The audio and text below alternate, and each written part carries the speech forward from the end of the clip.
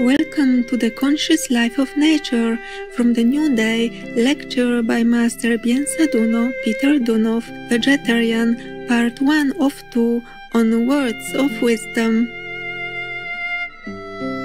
The spiritual lineage of the Universal White Brotherhood was founded by Master Beinsa Douno, also known as Peter Konstantinov Deunov of Bulgaria in 1897. Master Beinsa Douno taught that the qualities of humility, obedience, honesty, goodness, intelligence, and nobility are foremost in spiritual practice. He explained that one should walk the path of love, wisdom, and truth.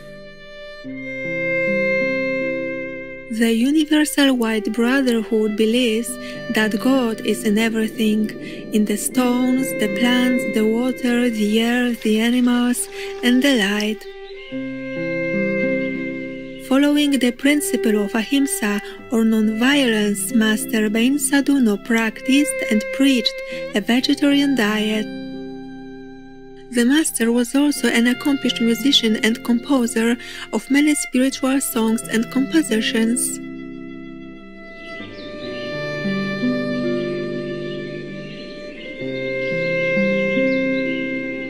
Today we will read a selection from Master Beinsa Douno's lecture titled The New Day, held on January 17th, 1940 at the General Esoteric class in Izgrev, Sofia, Bulgaria. In this excerpt, the Master gives insight on the functioning of both the inner and outer forces of a person and how these forces play a role in the manifesting of the three-dimensional world. The New Day. New directions in the conscious life of nature, pressure and tension, enlightened life. All conscious people anticipate something good, something beautiful in life. It is the new that is coming, it's already in the air and everyone can feel it. The new permeates the entire life, all speak of it. This expectation of the new is good, but everyone should know the way in which the expected will come. This is precisely what people don't know. Sometimes people want to receive what they expect without making any efforts. Where could the new come from? Is it from nature?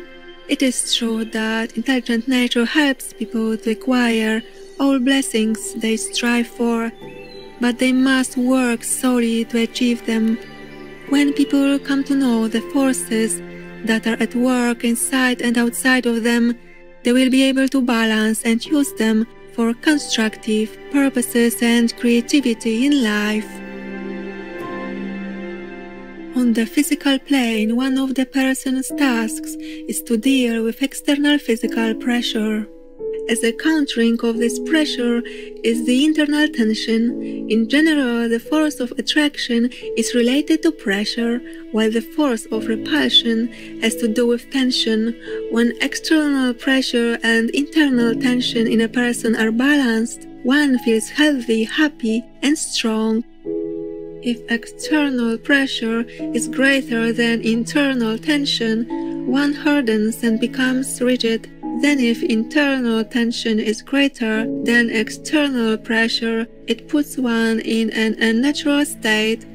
Thus, a person is under the influence of two forces. One is outside pressure and the other is tension from within. If someone is solely under the influence of these two forces, that person would be in a great difficulty and could never be self-motivated. But thanks to another intelligent force that operates both from outside and from within, pressure and tension in the human being are regulated, and a person can take initiative, manifesting a conscious life in the three worlds: physical, spiritual, and divine. Someone may think that nature's drafts are insignificant, abstract, and they are not interesting. Misunderstood works are not interesting indeed, while the understood ones are. But whether we are interested or not in nature's works, we are forced to study them. Learning is a necessity for us to be able to cope with the tasks that life brings us. It is on earth that one has conditions and opportunities for development. The human body is the first condition that is given to the student of life, so the body is a building, a school or university in which the student is placed to study. Sometimes students think that the university is their property and professors are their friends. Such friendship can only exist when a student studies diligently, otherwise it cannot exist because the professor will turn his back on the bad student and will continue his way. When the student learns well, then the professor also teaches well. It's quite a natural process. The student might also want to know more about the university, who built it, how they did it, who the professors were in the past, and so on. These are questions that should not interest you. Many people of today do not want to study the sciences that are taught in life, but ask who has created the world and in what way. These questions are important, but they are not essential to the student of life. One should first learn to perceive the knowledge that is taught and then apply it.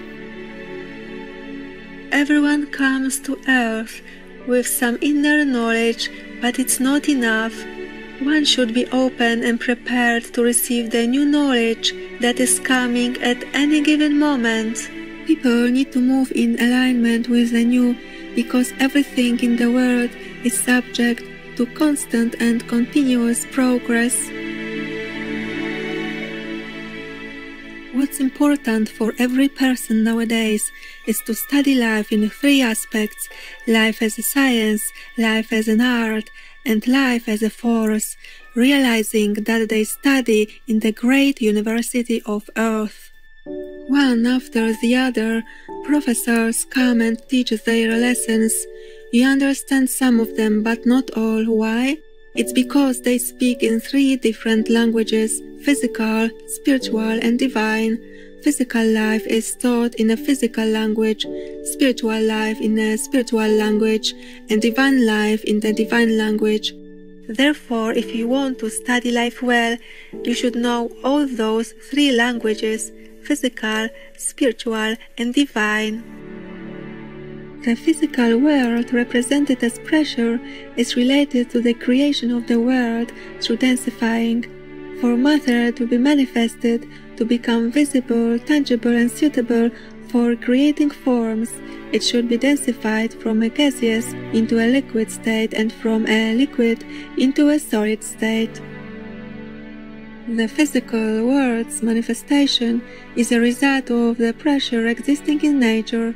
The spiritual world's manifestation is a result of the internal tension, and the divine world's manifestation is a result of the supreme intelligence that regulates both forces, pressure and tension. Without perceiving the world in its triple manifestation, someone may think that everything depends only on the material world, thus believing that it's easy to act and move in life. It is easy indeed, but for those who understand the world, not for the unaware ones. When people are exposed to great difficulties in life without knowledge of how to cope with them, they will be at risk to pass through great misfortunes and sufferings. People need positive knowledge to deal with the obstacles which they alone have put in their way because of their ignorance.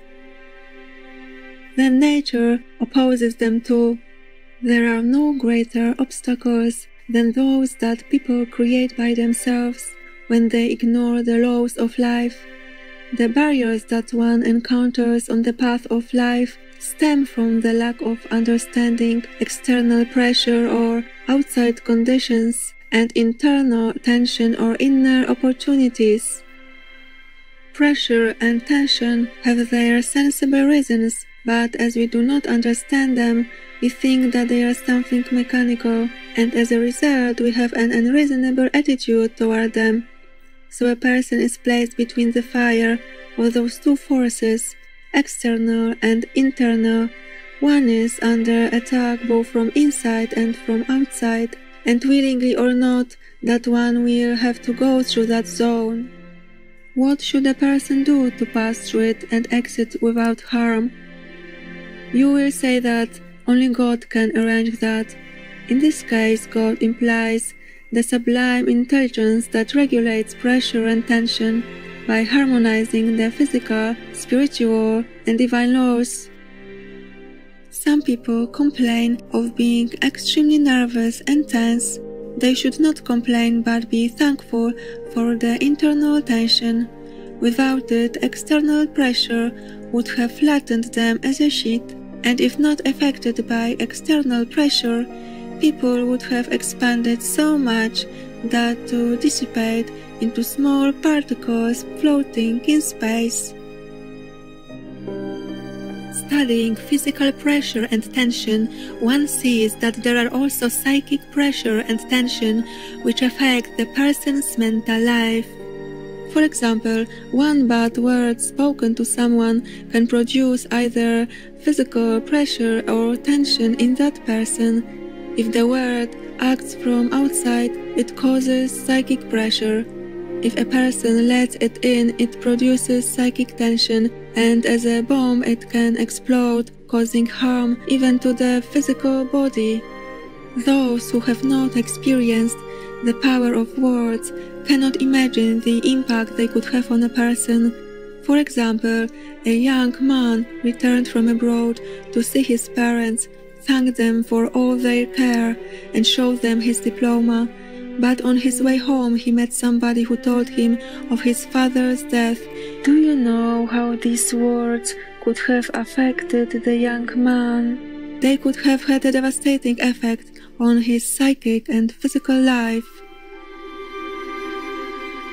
Sometimes, without any evident reason, one can suffer a defeat. We have real-life cases of people who have lost their speech and motion as they were walking. What has happened to them? You might say that they got paralyzed. We say that external pressure was greater than they could bear. They befell in a difficult situation and could not handle it. This caused them great worries, anxiety, and disturbance that created a strong inner tension. The two forces within pressure and tension became imbalanced. The person could not cope with them and got paralyzed. Significant viewers, we thank you for your kind company for today's words of wisdom. Please join us again tomorrow for part 2 of this program.